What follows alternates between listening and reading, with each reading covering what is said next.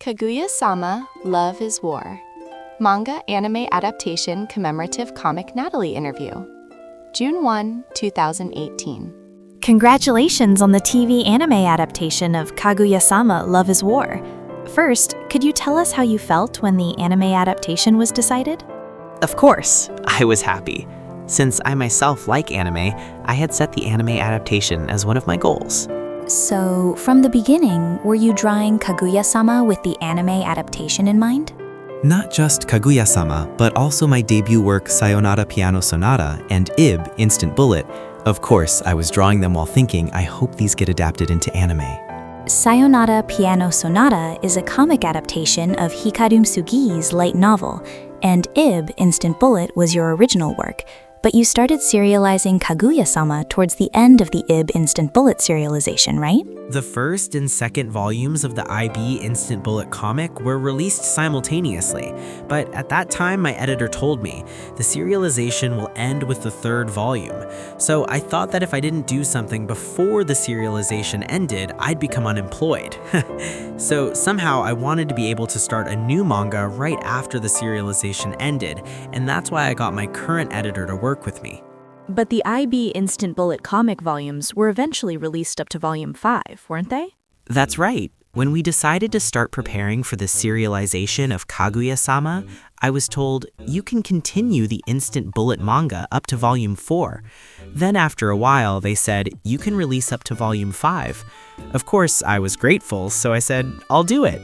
But for about one volume, the serialization periods of the two works overlapped, so it was tough. IB, Instant Bullet, was a work depicting boys and girls with the power to destroy the world, a world-scale story that had elements leading to its collapse. But Kaguya-sama is a classic romantic comedy. Comparing the two works you created, I felt your creative range is quite broad. How do you feel about that? When I was about in the second year of middle school, I got hooked on Neon Genesis Evangelion. At that time, it was just before the 10th anniversary of EVA, and it was a hot topic. Since then, I thought, someday I want to create a story that influences the fate of the world, and that's how IB Instant Bullet came about. But to say it myself, I think I'm the type who can create manga in various genres. This time, through discussions, it just happened that we decided to go with a romantic comedy. So, at the initial meeting stage, did the prototype of Kaguya-sama come together smoothly? No, at first I told my editor, I want to draw a manga where a lot of people die, and I want to do a depressing work. I was thinking about stories involving death games in hell, or stories with murderers, and we exchanged ideas for about 3 months. Then, maybe because my editor was tired, he said, do you have a lighter story? At that time, I had just come up with the idea, so I said, how about a story where two people who have unrequited feelings for each other try to get the other to confess? He said, that's great, please draw that. And it was the most positive reaction so far, and I got immediate approval to start making the manga. How did you come up with the idea of two people who have unrequited feelings for each other trying to get the other to confess? It came to me when I was making smoked food at home. Smoked food? I was thinking, why am I making smoked food at home now? It's smoky, and I guess I suddenly recalled my youth. The first image that came to mind was a boy and girl who like each other, approaching each other on the way home from school, trying to draw out decisive words from the other. At that time, the idea was just a typical tsundere boy and girl interaction, but then I added elements like the student council, and it became the manga as it is now. The genius element that is featured in the subtitle of Kaguya-sama wasn't there at first, right? That's right. During meetings with my editor, aside from the setting of two people who have unrequited love for each other trying to get the other to confess, I hadn't thought of anything else.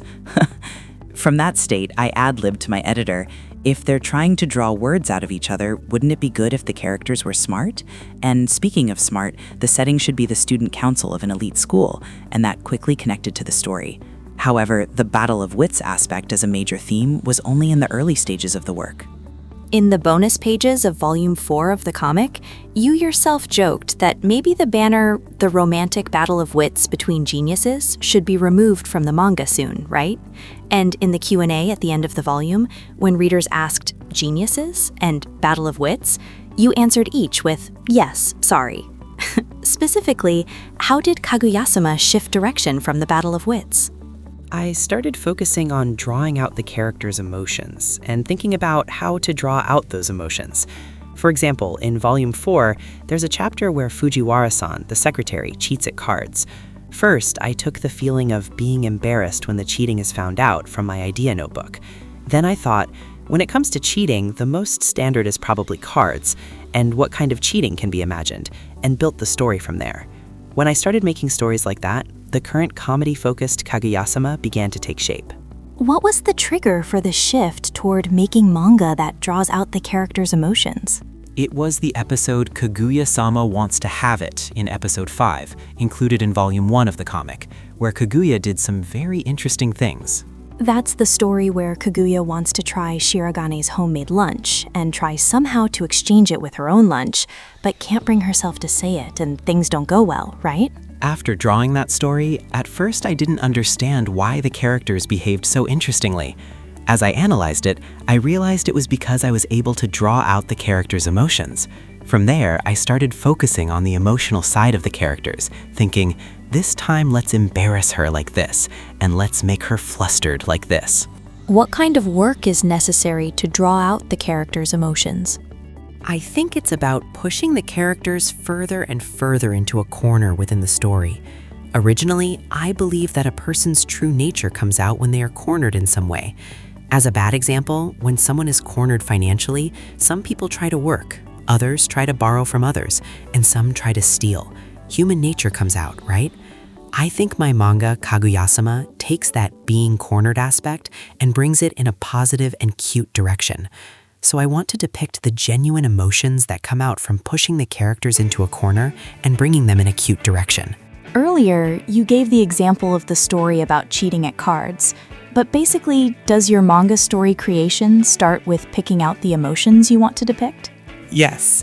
I have an idea notebook, like an emotion list, and when I find an emotion that I think, I haven't touched on this in the story yet, I decide things like, what kind of situation would be good to bring out this emotion? Or, if I use it here, what kind of scene setting is needed? And then, let's revolve this story around this character and that character this time. Do you ever create stories starting from scene settings or such? I think it could be interesting if it leads to an emotional explosion, but that order usually doesn't work well. For example, if I try to create a story starting from, it's summer, so swimsuits and pool, I have to think with the restriction of the pool, and nothing interesting comes to mind at all. Even if I come up with some idea, if I think, this emotion doesn't fit a pool scene, I just write it down in the emotion list and plan to use it in another chapter later. That's how I think about it. Earlier, you said that the idea for the work came from the image of two people who have mutual unrequited love from your youth. How were the two characters, Shiragane and Kaguya, born? I don't think I'm the type to come up with amazing characters that immediately attract readers from the start. In the end, I can only draw characters who become interesting after their inner sides are revealed through the unfolding story. In that sense, the first chapters, Shiragane and Kaguya, follow the typical manga creation template, and there wasn't any special inspiration in creating those characters. Indeed, at the time of the first episode of Kaguya-sama, both are honor students belonging to the student council of an elite school, but they only show pride and cluelessness about romance, which might make them feel like template characters to readers. If the character design in my manga has been successful, I think it's because I was able to introduce the characters' personalities to readers over time. The original characters were created following a template, but if you carefully introduce what's inside them, any character can become interesting. So, for the characters in Kaguyasama, does that mean you set them up with the idea of introducing each character gradually over time? Yes. Miko-chan, who serves as the student council's accounting auditor, recently showed an episode revealing her very strong desire for approval, but that was decided from the start. However, I deliberately held back showing that side and decided beforehand to first challenge the character as a serious girl for about 10 episodes. What was the reason for that? I think around 10 episodes is when readers start to solidify their image of a character. Once that is established, breaking the character might be an exaggeration, but showing a new side can cause an explosion of energy. So for Kaguya, she was initially portrayed as a genius, and Shiragane as a stiff character, but by gradually breaking that image, I think I was able to make the manga more interesting. Specifically, around when did you start breaking the characters within the story? For Kaguya, the lunchbox episode mentioned earlier is one example, but more clearly it would be the series of the welcome party for the sister school in Paris, which is included in the second volume of the comic. Around that time, Kaguya's maid, Hayasaka, starts to make retorts to Kaguya. When a character is retorted to, they inevitably become the funny side, so from around then, Kaguya began to function as a comedic character within the story. By the way, among the characters in Kaguyasama, which one is your favorite? I like Shirogane because he represents an ideal version of myself that I wanted to be, and I drew that into the manga. He's smart and steps up when it really counts. He's not a genius who handles everything effortlessly. Rather, it's appealing that he puts full effort into everything. Exactly. If he were just a genius, there would be parts I wouldn't understand. I don't want to depict things in manga that I can't understand myself. This is a bit off topic from the characters, but there are works where the protagonist is popular and builds a harem, and if the protagonist says, "Then I'll marry everyone," and the heroines respond, "Well, I guess we have no choice," and marry him, I don't like that kind of development. That's a bit unexpected and might be a development that's hard to imagine normally. In Kaguya-sama, I want to create something that readers can not only enjoy, but also use as information to reflect on their real lives. For example, psychological terms appear in Kaguya-sama, right?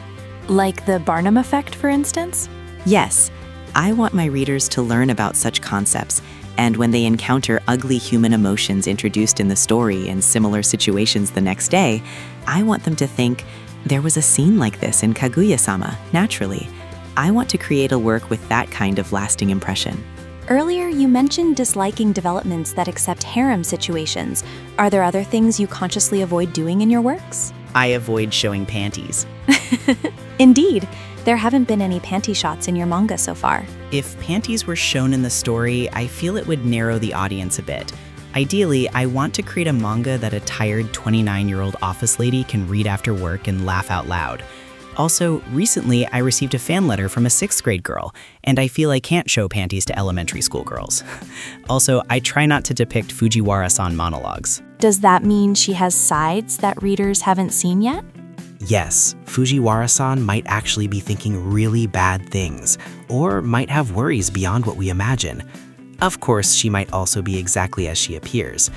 Maybe people are interested precisely because they don't know what's inside.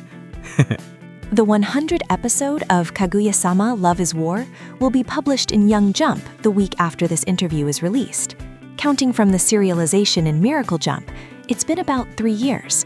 Even though Fujiwara-san has appeared since the first chapter, a new side of her that hasn't been revealed yet might be unveiled in the future, right? Not just Fujiwara-san, but I've planted various subtle foreshadowing in many characters, so I will continue to carefully set those up and want to, boom, explode them at some point in the story. At the beginning of this interview, you said you were into Neon Genesis Evangelion in middle school. Did you aspire to be a manga artist from that time? Actually, my father worked making games, and when I was young, watching him, I thought I'll probably make games someday too. But my father started as a programmer and later got involved in production work. Hearing that was a shock to me. Being a producer means a promotion, right? At that time, I think I admired the programmers working on the ground more than the producer overseeing everything. Then I realized that game creation has many departments, and you can only be involved in part of it, and my interest in games faded. After that, my interest shifted through Evangelion to light novels like Kino's Journey and the Haruhi Suzumiya series, and I started writing novels. In high school, I was also into School Rumble and wrote doujinshi novels. So you initially wrote novels, not manga.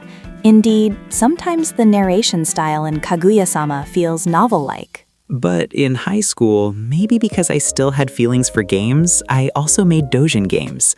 I thought, I want to make When They Cry, and I'm going to become Type Moon. At that time, I had to draw the art myself, so I started practicing drawing, which, if anything, was the trigger for becoming a manga artist. Finally, could you tell us about your involvement with the Kaguya-sama TV anime? How do you participate? Honestly, I don't really know how much involvement I should have. As the original author, if I have something I want to say, I hope I can say it, but I also don't want to be a nuisance to the anime production, so I'm thinking of being modest about it. Have you already seen the anime scripts and such? Yes, but rather than saying, I have this particular insistence, so please do this, I just want the anime to be interesting.